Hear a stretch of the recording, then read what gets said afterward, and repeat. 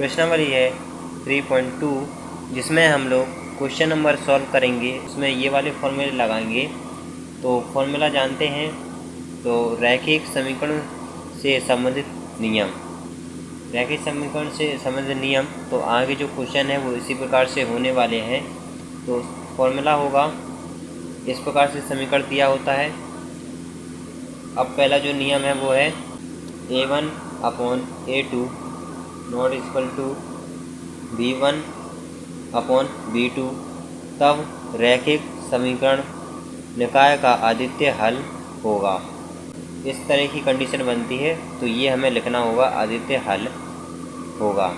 और क्या लिखेंगे, तब रेखाएं एक बिंदु पर प्रतिच्छेद करेंगी तथा रैखिक समीकरण युग्म संगत होगा। तो पहली कंडीशन ये हो गई, अद्वितीय हल होगा और संगत होगा। दूसरा नियम जानते हैं, A1/A2 बराबर B1/B2 not equal to C1/C2, तब रैखिक समीकरण का कोई हल नहीं होगा तथा रेखाएं समांतर होंगी तथा रेखाएं असंत होगी। इसमें क्या है, संगत है, इसमें असंगत, अशांत नहीं है, यहाँ पर असंगत है, असंगत, ठीक है, असंगत होगी, असंगत होंगी। तीसरा जो नियम होगा उसमें क्या रहेगा, A1/A2 बराबर B1/B2 बराबर C1/C2, तब रैखिक समीकरण निकाय के अनेक हल होंगे तथा रेखाएं संपाती होंगी तथा रेखाएं का युग्म संगत होगा। इसमें क्या होगा, इसमें भी संगत होगा अगर ऐसी कंडीशन बन जाती है बराबर बराबर। अब युग्म दो प्रकार के होते हैं। पहला युग्म होगा संगत, दूसरा होगा असंगत। तो संगत की सबसे पहले परिभाषा जानते हैं। संगत युग्म की परिभाषा होगी, रैखिक समीकरण युग्म संगत तभी होंगे जबकि उसका कम से कम एक हल हो। असंगत तब होगा जब उसका कोई भी हल ना हो, अर्थात हल संभव ना हो। तो ये हो जाती है संगत युग्म की परिभाषा, असंगत युग्म की परिभाषा। अब करते हैं क्वेश्चन सॉल्व। क्वेश्चन नंबर 5, सिद्ध करें कि C का एक ऐसा मान है जिसके लिए निकाय CX + 3Y बराबर C-3, 12X + CY बराबर में C के अनंत अनेक हल होते हैं। इस मान को ज्ञात करें। तो चलिए इस क्वेश्चन को सॉल्व करते हैं। तो समीकरण लिख लेते हैं। पहला समीकरण है 6x + 3y बराबर में C-3, और ये जो है 12, दूसरा समीकरण है 12x + CY बराबर में C, ये दिया हुआ है।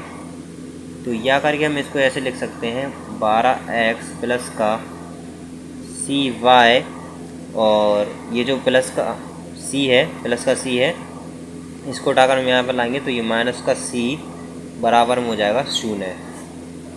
अब मैंने इसको कर लिया, अब इसको करते हैं CX + 3y, तो अब ये हो जाएगा माइनस का ब्रैकेट के अंदर C-3 बराबर में 0।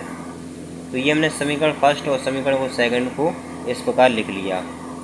अब हम समीकरण फर्स्ट को लेते हैं। ये है समीकरण फर्स्ट, ये है समीकरण सेकंड। समीकरण फर्स्ट को लेंगे और उसकी तुलना करेंगे समीकरण से। A1x + V1y + C1 बराबर में 0, ये हमने लिख लिया है समीकरण। अगर दूसरा समीकरण होता तो यहाँ पर A2 लिखते और B2 लिखते और C2 लिखते। तो देखिए A1 क्या हो जाएगा, x तो x हो गया कैंसिल, यानी x का गुणांक यहाँ पर लिखेंगे A1 बराबर हो जाएगा C B1 बराबर हो जाएगा 3 और C1 बराबर हो जाएगा, जो दिया है जैसा लिखा है बिल्कुल वैसा लिख देते हैं, माइनस का C ब्रैकेट के अंदर और 3, जैसा लिखा है बिल्कुल वैसे ही लिख दिया हमने। यहाँ पर माइनस का है तो माइनस का लगाना ज़रूरी है चिन्ह, हमने लिख दिया माइनस का ब्रैकेट के अंदर C माइनस का 3। अब यहाँ पर क्या करेंगे, ये जो दूसरा समीकरण है इसको लिख लेते हैं इसी प्रकार से। तो ये रहेगा, अब इसमें देखिए क्या होगा, A2x plus B2y plus C2 बराबर में 0, ये हो जाएगा। तो A2 यानी A2 बराबर में कितना आ जाएगा 12, तो 12 लिख लेते हैं। और फिर B2 बराबर में कितना आ जाएगा C, देखिए C है, तो B2 बराबर में कितना आ जाएगा C, और C2 में कितना आ जाएगा माइनस का C, क्योंकि रैखिक समीकरण युग्म के अनंत अनेक हल हैं।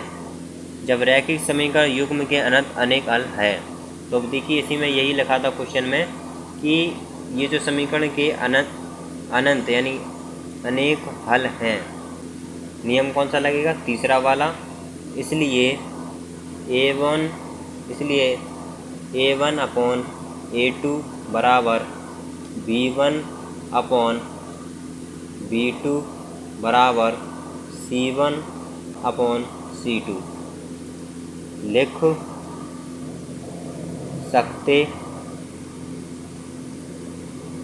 सकते हैं। अब जैसा ये लिखा है बिल्कुल वैसा लिख देते हैं। तो A1 में देखिए क्या निकाला हमने C, A1 में हमने देखिए C निकाला तो C लिख दिया। A2 में देखिए क्या निकाला 12, तो 12 लिख देते हैं बराबर। B1 में हमने क्या निकाला 3 लिख दिया। B2 में कितना निकाला, देखिए B2 में कितना निकाला C, तो C लिख दिया बराबर। फिर देखेंगे C1 में कितना निकाला माइनस का ब्रैकेट के अंदर C माइनस का 3 और बटे में आ जाएगा C2 बराबर है माइनस का C। इसको मान लेते हैं समीकरण 3।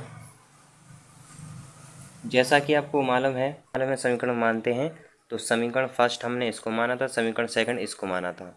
तो अब यहाँ पर हम मानेंगे समीकरण 3 और यहाँ पर मानेंगे समीकरण 4 और यहाँ पर 5। तो अब हम क्या लिखेंगे, समीकरण 3 व 4 को हल करने पर, तो समीकरण ये और ये लेते हैं, लिख लेते हैं C अपॉन 12 बराबर में 3 अपॉन C का मल्टीप्लाई कर दिया, यानी हमने कैंची गुणा कर दिया समीकरण 3 और समीकरण 4 का। 2 बराबर में 12 का 3 से मल्टीप्लाई किया तो आ गया 36। तो C बराबर में 36 के ऊपर रूट लग जाएगा इस प्रकार से, और C बराबर में 36 का वर्ग होता है 6, तो अब ये रूट हट गया। 6/12 लिखा है तो 12 लिख देते हैं। ये समीकरण कौन सा है 3। समीकरण 4 बराबर, अब देखना ये बराबर आएंगे, यहाँ पर देखिए अनेक हल है, क्वेश्चन में कह रहा है कि अनेक हल हैं, तो यानी इसमें हमने तीसरा वाला नियम लगाया। तो देखिए यहाँ पर 3 लिखा हुआ है पहले ऊपर, नीचे लिखा हुआ है कितना 6, यानी C का मान हमने कितना निकाला 6 निकाला, तो हम C रख दिया 6। तो अभी हमने देखिए समीकरण 3 और समीकरण 4 में C बराबर यानी 6 मान रखा है। C बराबर कितना आया 6 आया, तो हमने C की जगह पर 6 रख दिया है। तो अब देखिए 6 कम 6, 6 दूनी 12, तो आ गया 1/2। इसका करते हैं 3 कम 3, 3 दूनी 6, तो एक यहाँ पर आ गया 1/2 बराबर 1/2 बराबर। अब यहाँ पर देखिए C लिखा हुआ है, यहाँ भी C लिखा हुआ है, इसमें भी 6 रख देते हैं मान। तो देखिए पहले माइनस करते हैं, ये हो गया कैंसिल, तो C की जगह पर रखते हैं 6 -3 लिखा हुआ है, और C की जगह पर रखते हैं 6, तो यहाँ पर माइनस कर देते हैं। 6 में से अगर 3 माइनस कर देंगे तो 3 बचेगा, बटे में बचा है 6, और 3 कम 3, 3 दूनी 6, तो 1/2 आ गया 2, तो ये भी आ गया बराबर। ये आ गया है आंसर। अब करते हैं क्वेश्चन नंबर 6। अनुपात के रूप में दिए हुए हैं A1/A2, B1/B2 बड़ा और C1/C2 की तुलना कर ज्ञात कीजिए कि निम्न समीकरण युग्म द्वारा निरूपित रेखाएं एक बिंदु पर प्रतिच्छेद करती हैं, समांतर हैं अथवा समपाती। क्वेश्चन हमने लिख लिया है, तो ये हो जाएगा समीकरण फर्स्ट, ये हो जाएगा समीकरण सेकंड। अब इसकी तुलना करेंगे हम, समीकरण फर्स्ट की तुलना करेंगे A1 C1 बराबर में 0, तो ऐसे यहाँ भी होगा A2x प्लस B2y प्लस का C2 बराबर में 0। A1 बराबर में हो जाएगा, A1 बराबर में आ जाएगा 5, B1 बराबर में आ जाएगा -4, C1 बराबर में आ जाएगा 8।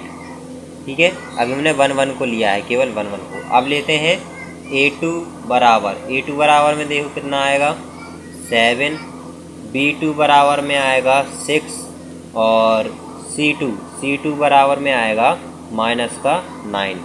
तो A1 देखिए क्या है 5 और B2 देखिए कितना है 7 बराबर, इसमें तो नॉट इक्वल टू है तो नॉट इक्वल टू लगाया, B1 -4 बटे B2 कितना दिया है 6।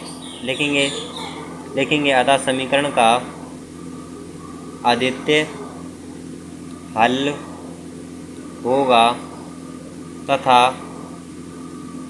ये प्रतिच्छेद करेगा, जाएगा आंसर। दूसरा करते हैं, ये है दूसरा क्वेश्चन। इसको मान लेते हैं समीकरण फर्स्ट, इसको मान लेते हैं समीकरण सेकंड। इसकी तुलना करेंगे A1x plus B1y plus C1 बराबर में 0, यही होगा। A2x प्लस का समीकरण सेकंड की तुलना कर रहे हैं हम, तो B2y प्लस C2 बराबर में 0। इस प्रकार से हमने लिख लिया। तो A1 बराबर में कितना आ जाएगा 9, B1 बराबर में कितना आ जाएगा 3 और C1 बराबर में आ जाएगा प्लस का 12 है तो 12 लिख दिया। अब करते हैं A2, तो A2 बराबर में आ जाएगा 18 और B2 बराबर में आ जाएगा 6, C2 बराबर में आ जाएगा 24। तो चलिए अब इन्हें लिख लेते हैं A1/A2, तो कितना हो जाएगा 9/18। इसको काट देते हैं तो कट रहा है, तो 9 एकम 9, 9 दूनी 18, 1/2 आ गया। अभी किसका आया A1/A2 का 1/2 आया, ध्यान रखना। अब आया है B1/B2, इसको करते हैं तो 3/6, 3 एकम 3, 3 दूनी 6, तो 1/2 इसका आ गया। C1/C2, तो लिखेंगे 12/24, 12 एकम 12, 12 दूनी 24। इस तरह की कंडीशन होना चाहिए, A1/A2 not equal to B1/B2, इस तरह की कंडीशन होना चाहिए। लेकिन इस तरह की कंडीशन यहाँ नहीं, में हमने पढ़ा था जब बराबर बराबर होता है तो क्या हो जाता है, समपाती हो जाता है, तो हो गया ये समपाती। तो जैसे देखिए A1/A2 बराबर B1/B2 बराबर C1/C2, ये रहता है ना बराबर बराबर, तो बराबर बराबर तो है यहाँ पर 1/2, 1/2, 1/2, तो ये हो जाएगा समपाती। तो पहला क्वेश्चन हमने सॉल्व किया, दूसरा सॉल्व किया। अब करते हैं तीसरा। तो हमने इसको यहाँ पर नोट कर लिया है। अब यहाँ पर ये इसको मान लेते हैं समीकरण फर्स्ट, इसको मान लेते हैं समीकरण सेकंड। तो यहाँ पर क्या हो जाएगा A1x plus B1y plus C1 बराबर में 0, और यहाँ पर नीचे लिखेंगे A2x plus B2y plus C2 बराबर में 0। तो A1 बराबर में हो जाएगा 6, B1 बराबर में हो जाएगा -3, C1 बराबर में हो जाएगा +10। अब देखेंगे A2, तो A2 बराबर में आ जाएगा 2 और B2 बराबर में आ जाएगा कितना दिया है y है तो y लिख देते हैं, और C2 बराबर में आ जाएगा 9। तो हमने इस प्रकार से लिख लिया। अब इसको बटे में लिख लेते हैं, 6/2 बराबर में -3/y बराबर में 10/9, ये लिखा हुआ है। तो हमने बटे में लिख लिया इस प्रकार से। अब यहाँ पर देखोगे ये y है, तो सबसे पहले हमें y का मान निकालना होगा। तो इसके लिए हम क्या करते हैं, समीकरण 3 इसको मानते हैं, समीकरण 4 इसको मानते हैं, समीकरण 5 इसे मानते हैं। तो समीकरण 3 और 4 को लेते हैं सबसे पहले। तो समीकरण यहीं पर लिख देते हैं, समीकरण 3 व 4 को लेने पर। तो समीकरण 3 लिख लेते हैं बराबर समीकरण 4, तो ये हो जाएगा। अब मल्टीप्लाई कर देते हैं तो क्या हो जाएगा, 6y बराबर में कितना आएगा, 3 × 3 3 × 6, माइनस का आएगा 6। अब यहाँ पर करेंगे y बराबर में -6 बटे में आ जाएगा 6 से 6 कैंसिल हो गया, आ गया y बराबर में -1। अब y का मान -1 y में रख देते हैं, ठीक है। तो यहाँ पर क्या हो जाएगा, -3 बटे -1। तो समीकरण 3 हो गया ये, बराबर समीकरण 4 हो गया ये -3 बटे y, सॉरी y तो नहीं है, अब यहाँ पर 1 हो जाएगा। 1 इसलिए हो जाएगा क्योंकि हमने y का मान निकाल लिया है। तो हो गया ये 1 -1 बराबर में 10/9। तो -3 ऊपर था, -1 नीचे था, तो माइनस माइनस हो गया, यहाँ पर कैंसिल, बचा है 3/1। इसको काट देते हैं तो 2 × 2 और 3 बार कट जाएगा बराबर।